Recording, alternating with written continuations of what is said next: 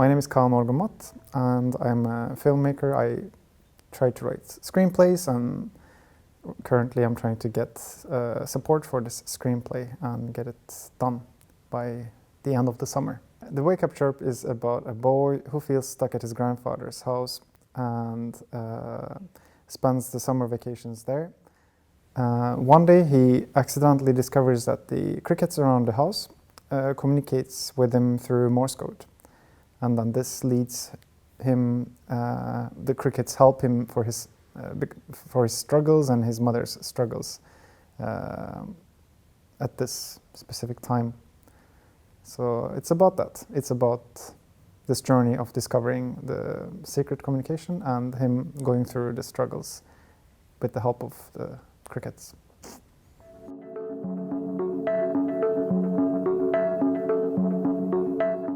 I personally keep some sort of journal where I write down ideas and thoughts that I happen to hear or read, or just sometimes I remember things from my past, from my childhood. And in this specific example with the Wake Up Chirp, I remembered my summer house and how dull it was, how my grandfather was making it excruciating because of his way of approaching life. He was a very materialistic guy, very stubborn, and I just remembered how nice it would have been if I could make it more fun, if I could get out of his authoritarian hands. And then I remember the crickets. I would run after them, I would try to catch them and stuff, and that was fun. And I thought, wouldn't it be fun if I had friends? Since I didn't have friends, wouldn't it be kind of interesting if I could communicate with the crickets, and it would bring some magical aspect to things? But wouldn't it be even better if I was kind of channeling all these frustrations through the crickets, so I could use them as a tool to,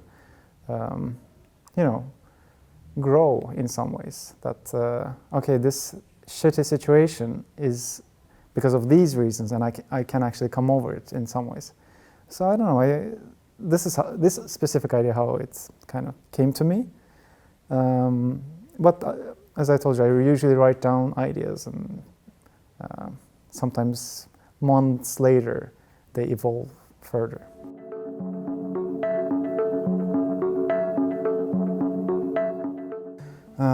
I mean, if you're planning on doing a production, a serious film production, you're going to have people on board, and it's very important to have the right people for the right roles, and that requires a good network of filmmakers and people who are actually interested in doing it. So it depends on what kind of project you're doing. If it's some sort of passion project where you get your grant from organizations but not from like production companies where you know that this is going to be a for-profit film, so it's kind of a different thing. If it's a for-profit film, then you'll probably have enough money and enough access to a network of people. But if you're an independent filmmaker, it's a different kind of process.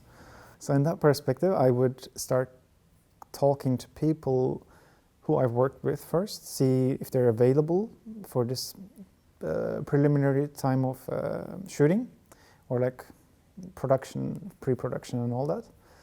And I would pitch the ideas to them if I feel like I'm close to them and I want their, emotional support, like, hey, do you think this is a tangible idea? And that's kind of where I am. I've talked about this idea to a couple of people. I have a digital artist friend who helped me storyboard some of the things. So as this is the financing phase of it, like I'm doing the treatment, I'm broadening the script. I haven't written the whole script. I haven't even started writing the whole script, but I have the good extent of the whole text. I know what the story is going to look like, but I don't know exactly in what details it's going to be when I get down to the screenwriting. So once I feel like the development of the story is sort of there, then I'm going to start. I mean, even before that, I can start contacting people to see who I can get on board. At this point, it's very crucial that I find either a co-producer, because it's like I'm basically producing it myself too, and that's something I definitely don't want to do because I've done it before, and it's definitely not healthy to take on way too many roles. It's artistically damaging. It damages the final product because then you can't actually focus on the story, and that's the most important part.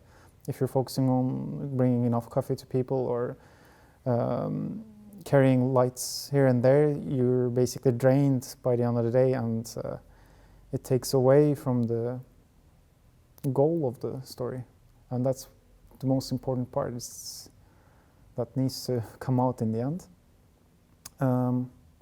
So yeah, it's important that I secure people that I can work with.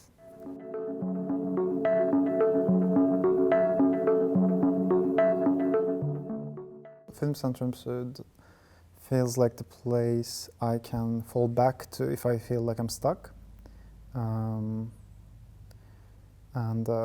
My go-to guy is Johan here, and since he kind of knows everyone, if he doesn't have an answer to my question, he directs me to the right channel, sort of.